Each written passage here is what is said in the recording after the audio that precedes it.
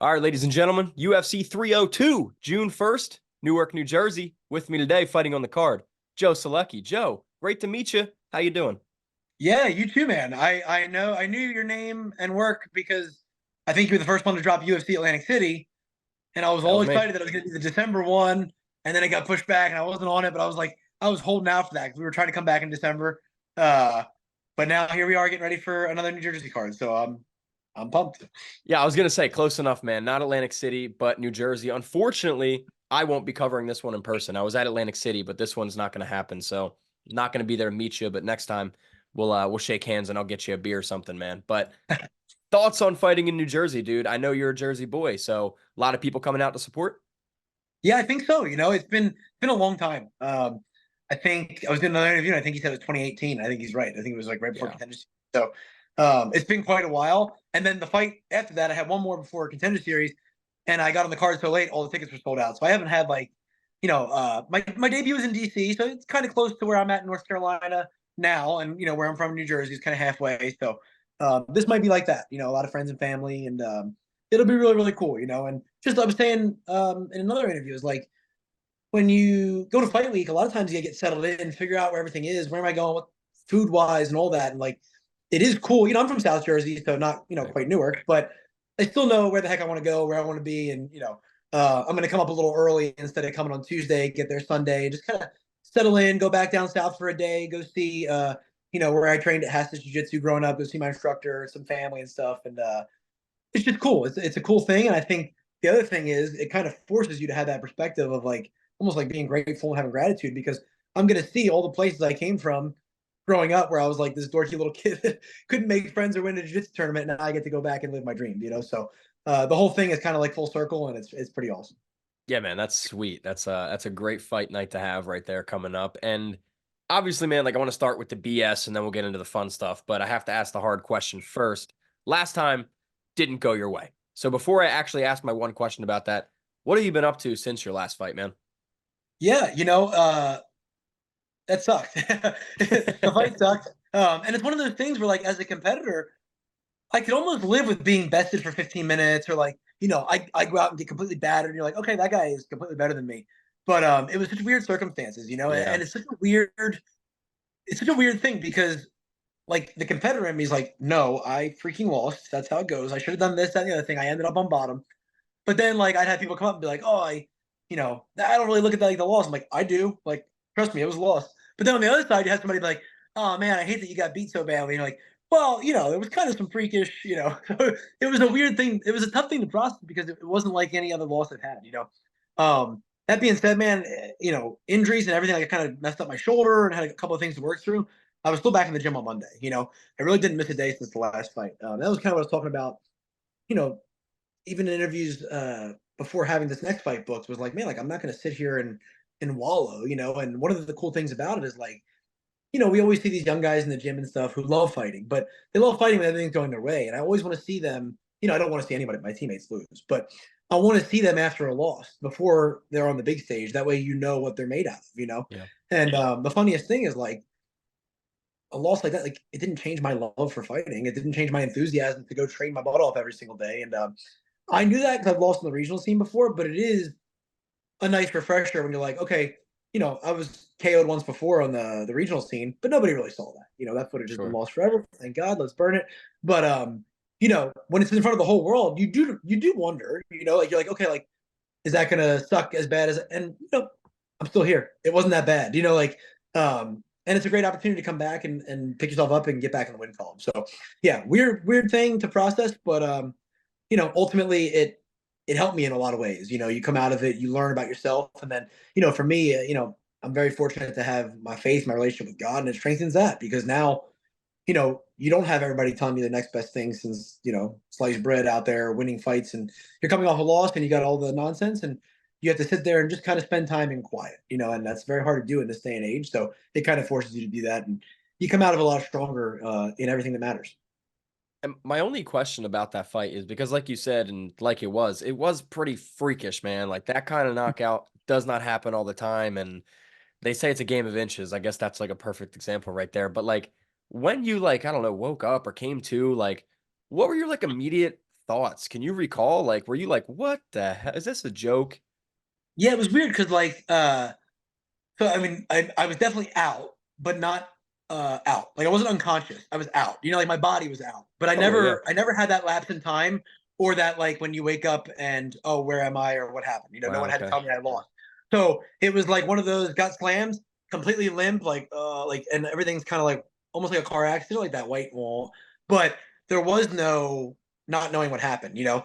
Went back in the back room with the doc and everything, like all the evals, no concussion, no nothing. I can tell you the 3 words he gave me: cat, helmet, table. That was he told me Wow. to remember those. I still got them. You know, the only thing I couldn't do was balance on one leg, and I can't do that very well when I'm not slammed on my head with full adrenaline. So it was weird because it was more of like a body out, like I was just limp. You know, so I was with it the whole time, and you know, it was one of those things where it was like, okay, like I think I even remember thinking like this is rock bottom, worst case scenario. Like, okay, we're gonna deal with this, and you know, and I, you know, we always say the same thing when we go out. You know, before the fight, we'll have a prayer at the team and everything. And it's like, you know, like God, we want to win, we want to be safe for me and my opponent, but like use me how you see fit. You know, and I remember thinking that like this is okay. This is what I've been given to do tonight is to lose graciously. You know, my opponent's not winning graciously, and the important thing is to not stoop to that level, you know, and try, you know, my kind of telling my corner that too, like, hey, chill out, like it's all good, like this is his moment, you know. Um, so yeah, it was just one of those things where like, okay, this is going to be a long 2 or 3 minutes while they, you know, take the commercial break, raise his hand, gloating, and then he's going to get his interview, and then, you know, after that we get back to the drawing board, you know, and I always have thought about that with like even in the back room and stuff is like you know, my team sacrifices a lot, my coaches, everybody that comes out, especially, you know, at this level now, we're not just going from, you know, South Jersey down to AC to come watch me fight. Like people are coming across the country and stuff. Like Yeah. I never feel like it would not be right to sit there and ruin their time and make them feel uncomfortable, you know, throwing things and screaming and crying and doing all the stuff that you probably want to do. So we just hung out, man. I try to make light of it. And then, you know, when I get that time by myself come Monday, we'll tackle what we got to tackle and then get back to the week. And it's exactly what we did, man. And it's been a heck of a ride back, and I've been enjoying it a lot. That's a very refreshing perspective to have after a loss, man. That's unique in itself because you know as well as anyone, not many people share that same perspective when they lose. So that's awesome that you're coming into this one with that mindset, man. And you're talking about your team down at Jimmo. Tell me about camp, I guess, man. Like I know that's kind of a boring, loaded question, but like I guess more so, who are your main partners? Like who are you actually working with every day? Yeah, we've got so many different guys of different backgrounds and weight classes. So what's really cool is every fight camp is a little different because we have, you know, I've been at a lot of smaller camps too. And we're not a mega camp by any means, but we have enough. You know, like Yeah. we've had a lot of success. You know, one of my coaches and friends that I trained with for years, John Salter, like he did a really good job of like he only had a handful of training partners that could push him because he was so good, and he was able to game plan no matter what. You know, the cool thing for me right now, I really don't have to do that. Like we have all the body types we need, the backgrounds. So yeah, for this fight, you know, obviously Grant Dawson is a well-rounded fighter. You don't make it to the top 15 by not being that. But you know, obviously grappling heavy, Hmm. big strong guy. So we've got a lot of middleweights and welterweights that are really high-level wrestlers, which has been awesome. You know, so I've got Tom Lane, who's like a 5-0 pro right now, or 4-0 pro. He's a Division One All American from Cal Poly. Caleb Spears, Division Two All American from Newberry. Bunch of guys like that. I've been able to get some rounds when Weidman was in camp with bad positions and stuff. Which I mean, when you're grappling him, every position is a bad position. But you know, just tons of guys that can push like that. We've got a lot of up and coming pros who are just lethal, well-rounded guys like George Lowe. And then one of my buddies is a very good Greco guy, good wrestler, wrestled in the Marines, Saeed, and he's been a good training partner for this as well. So we've got quite a few guys who have different kind of grappling backgrounds. And then in the jiu-jitsu program, we've got a ton of guys for, you know, Grant's a great back taker, a good submission attempt. So jiu-jitsu is always going to be, you know, sharp, and I'm always rotating training partners. I feel like that's the art where you can go with all sizes. You know, I can grapple Yeah. heavyweights. So I'm always just going to push myself to the limit in that. But with the, you know, MMA sparring and the wrestling rounds, we got to be specific and make sure we have the best wrestlers we can, but also guys that are close to, you know, my size range. So yeah, really had quite a good bit of looks for that pressure I think he'll bring, and just how good he is on the hips. And you know, his wrestling, I know he's like a high school wrestler, but in MMA, it's very high level. Yeah. He wrestles much more like a guy that wrestled, at high level in college. So it's really important to have those looks, and we've got them, which has been really, really cool.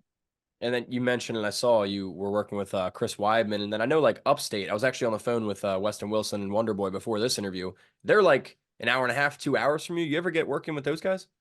We haven't yet. I know Chris has, and like he's brought Tom with him and stuff when he was in camp sometimes. I haven't made it out that way just yet. That's the thing is like there's always that I always want to cross train. Like I was even gonna try to get back to Wilmington a good bit to train with John Salter, and then like Yeah. once the camp gets going, it goes so fast in the sense of like all these boxes you got to check. You're like, oh man, I can't afford a day away from my home gym because I got to go. Today's a fight simulation, or I got to do my intervals, or whatever it is. And you're like, ah, crap. Like next thing you know, you're running out of time. So we haven't gotten trained with them, but all the times we crossed paths, those guys are just awesome and just what a great reputation. They're just, and it's really cool to see, Steven, when you go to these fights and stuff, like he's boots on the ground. Like he's like Yeah. I remember fighting on the regional scene in like that area in like Spartanburg, and him being at weigh-ins with somebody, be like, I gotta pick up the kids from school in the bus. Like it really is from what I've ever seen, like how he comes off in interviews and stuff, like just such a good dude. So would not mind, getting to work with them in the future. The NMF, that's what they call them instead of the BMF. Sure. And dude, so talking about Grant Dawson, something I noticed he said in an interview was that the only way you can beat him is if you stop his takedown, which means one, he's going to be gunning for that takedown. He wants it to be a grapple fest. Two, do you think that's true? Do you think you can out grapple him? Do you want to out grapple him? Do you want to keep it on the feet? Like, how do you see this fight going?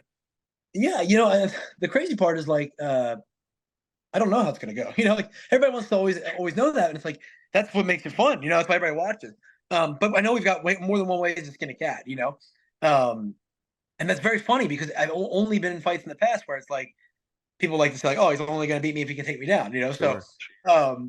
yeah, I think I've done the due diligence and the preparation, and I've had quite a good wrestling background myself for a guy that didn't wrestle in MMA wrestling to be able to stop the takedown. But I don't think that's necessarily the case. I think we've got a lot of good things up our sleeve. And I don't love the idea of getting out grappled by somebody. So yeah, I do like to believe that after my whole life doing jiu-jitsu and grappling, that I could hang with anybody on the ground. So yeah, I don't believe that, and I don't think I should believe that because if I believe that, I shouldn't be stepping in there.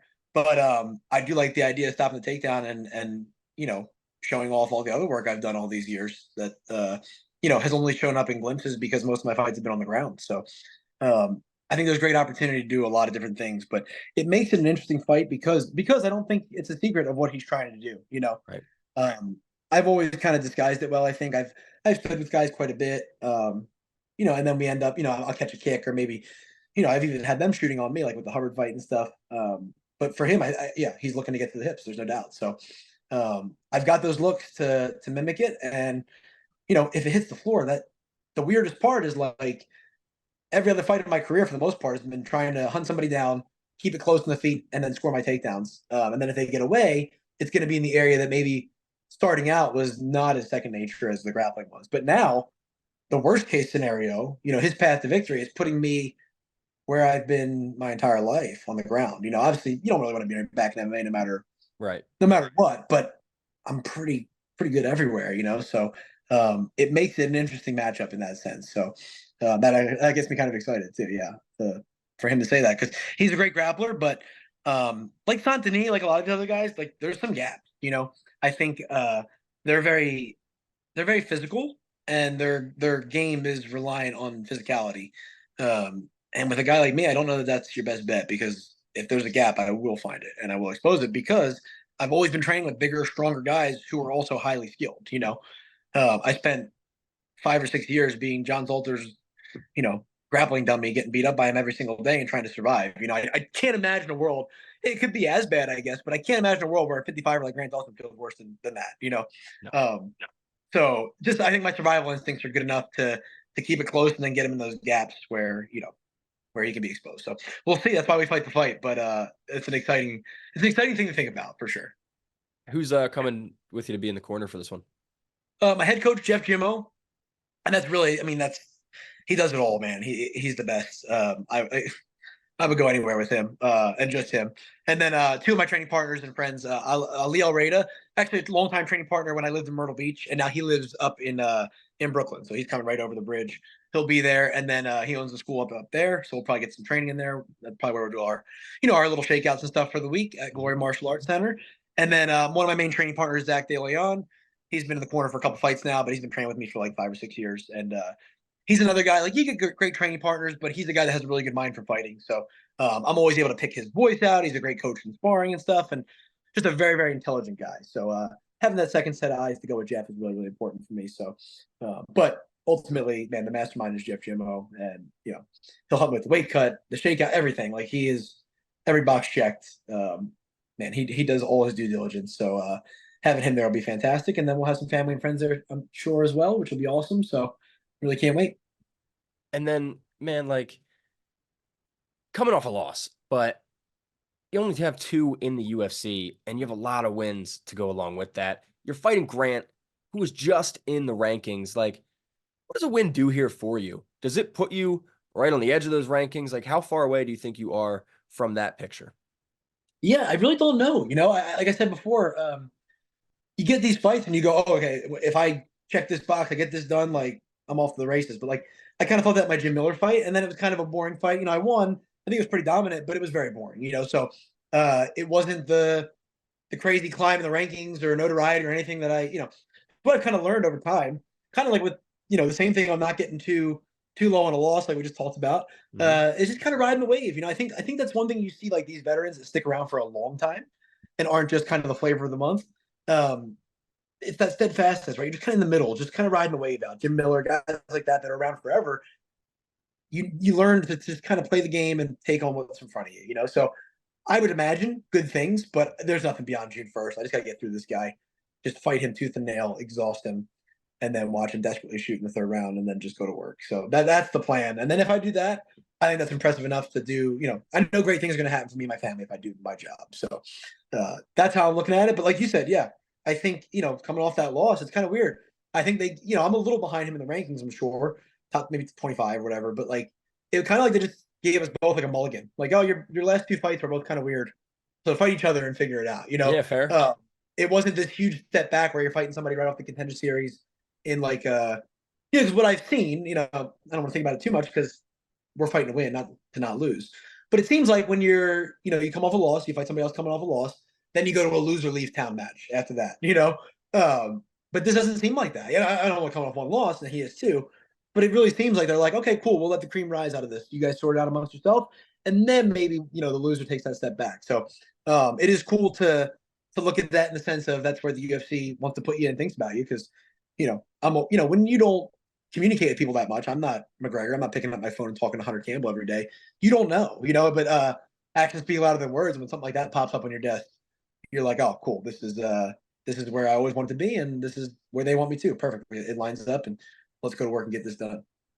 And I know you said you're lock loaded, focused on June 1st and Grant Dawson, but as a person, like, do you look past that at all in terms of, ooh, I heard there's a card coming back to Charlotte or something, or ooh, I really want to fight that guy, like anything like that coming up, or you don't care about that? You're just fully riding the wave all the way. Yeah, just riding the wave all the way. It's like there's always stuff that comes up. And you're like, oh, that would have been cool. Like when Atlantic City was kind of Right. looming. I really wanted to get on it after the December card even, and my shoulder wasn't good enough. And I was like, oh, if they call, I might take it. And thank God for unanswered prayers because they did call. And then look, I ended up fighting in Jersey a little later, Right. completely ready to go. So you hear stuff that would be interesting, but I know I don't call the shots, and I know the danger of like not staying in the present. And I mean it's long term in fighting, but also in the 15-minute fight, same thing. Like take your focus off for 1 second, you waking up looking up at the lights. So it's kind of symbolic for how the long term journey is too. So it's fun to look at stuff and go, oh, that would have been cool, that would be nice. But I always joke, and I'm like, dude, God's plan, not mine. I'll make the joke and be like, God's plan, not Father's plan. Father's plan would have been stay in college. So yeah, it's just God's timing, not mine. I'm just gonna be excited for what I'm given and make the most out of it.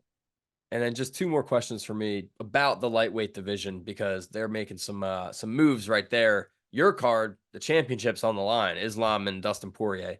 Who do you think takes that one? Oh man, my head says Islam, but I'm a huge Dustin Poirier fan, so I'll obviously be rooting for Poirier. And it's just cool to be on the undercard for that fight. Yeah. I was saying earlier, it was like I have like probably like 4 or 5 favorite fighters of all time. Frank Yeager, being from Jersey, Frank Yeager, Jim Miller, Chris Weidman, Damian Maya, and Dustin Poirier. Because I think Poirier is a relatable guy, coming up, and he's very relatable, and he kind of very transparent. He always says what he's thinking. And I was like, dude, now I will have fought on a Frank Younger undercard. I'll fight if God willing, I make the fight healthy still. Like I feel. Dustin Poirier undercard. I fought Jim Miller, and I trained with Chris Yep. Weidman all the time. No, Damian Maya, but pretty awesome. So to be on the undercard of the title fight is pretty awesome. We got to get Damian Maya over to North Carolina, eh? Yeah, no kidding. For real, man. And the last one for me, Conor McGregor, Michael Chandler finally got announced. I'm not holding my breath. They make the walk until it happens. But you think Conor comes back, or you think Chandler stops the hype? I think McGregor knocks him out. I'll be rooting for Chandler, but I just think it's too close to the Chad Mendes fight. I think, like, even in the Poirier fight, Poirier was sharp, active. McGregor wasn't as much, and still he was touching him. Mhm. The difference is Poirier takes a shot. Chandler takes a lot of shots too, but that might be the problem. He takes a lot of shots. So if he uses wrestling, I think it's a wash, but I don't think he will. So I'm taking McGregor. I tend to agree with you. I hope the Mac is back. It's always exciting times with Conor. And Joe, before I get you out of here, man, you got so many fans, a lot of people watching this interview. That being said, the mic is yours. Anything you'd like to say? Do your thing. Oh man, just I want to thank everybody that supports me. Just at the gym too, everybody at Gym O, and then having the jiu-jitsu program there and kind of taking over that and being the coach for that has been awesome. All my students, and it's been really, really rewarding and just fun for me as a martial artist to be on the mats every day with everybody that's so excited to learn. And everybody has this jiu-jitsu where I grew up, and I can't wait to be back there on fight week, pop in, visit, and John Hassett, the man. I wouldn't be doing this if I didn't walk into that gym, and meet that man when I was, I think I met him when I was 6, and then we moved over to his gym when I was like 8. Wow. And he was a huge influence just on everything, from being bold in what you believe in to, kind of the first guy to get in my ear about not doing what everybody else wants you to do. And then, now as a grown man, I walk in there and we have, able to learn from him about, the important stuff like faith and parenting, all kinds of stuff, and just been a great help in my life. So just thank you to John Hassett and everybody at Jim O. Jeff Jim O, I was saying all that he does, but man, like it's the same thing. I feel like I've been looking since I left New Jersey. I left at like 18. And I've trained in a lot of great places with a lot of great coaches. And but you look for that guy that can replace, like somebody like Mr. Hassett, and nobody can replace anybody, but somebody that just kind of does the right thing. And I feel like a lot of times people let you down because everybody's human. But Jeff has been, at 30, I feel like a little kid again, being around him in a lot of ways, like learning, even, and not just, MMA, yes, strength and conditioning, yes, but a lot about just being a person. He shows me stuff every day that challenges me, like how he acts to people and how selfless he is. And you're like, oh man, like I thought I was doing good, doing nice things, but that's actually way more challenging. Like he's just a great dude, and I don't think enough people know about him because he doesn't want that attention, and that's another thing that is pretty cool and pretty rare. You're like, dude, this is the sport of, coaches and managers and everybody trying to get in front of the fighter on the camera, and you're taking a back seat. You won't even come in the cage. So huge shout out to him and just everybody at the gym. The culture he's built has been fantastic. And to my wife. My wife has been awesome. 23 fights now, I think we've been doing this. We started dating right before my first fight camp, so we've done this together. I always say like it's our contract because like I don't know how to do this without Casey. And she knows a lot of. She does not know about fighting, like not like that, but she knows about fighting in the sense of like having her around on fight week is like oh, Oh he yeah. needs some ice or this and that. Like she's like we don't know how to do this. She doesn't know how to fight MMA, and I don't know how to fight MMA without her. So just a huge thank you to my wife, man. It's been awesome to be on this journey alongside her, and like it's cool getting to be around people that get to see her because it's a lot like the Jeff situation. Like I get to go out there and walk in front of 20,000 people or do an interview like this, and it's awesome. But there's, dude, I'm worthless without these people. like these people are picking me up literally, like mentally, physically, like keeping my life running so I can do this, and they don't get the credit they deserve. So just a huge thank you to her, and of course my kids and my son will be in the building on fight night, which is awesome. Hopefully this one goes a little better than the last one. He was my wife was pregnant with him at the Deaton win. The last fight he was there, but he was sleeping. I made the joke that me and my son took naps at the Moody Center. Perfect. Perfect. Yeah, we both slept that night in the same arena. And then this time, my daughter won't be there because she's a little too old to understand what's going on. She's 3, so it's a little scary. But my boy will be in the house too. So really, really excited for all this. And just thank you for having me, Jake. I appreciate it. Joe, of course, man. Thank you so much for coming on. You got about a month left, so stay healthy, train hard, Yes, get sir. some rest, man. And come June 1st, UFC 302, kick some ass, bro. Very excited. Yes, sir. Thank you, bro. Great talking with you.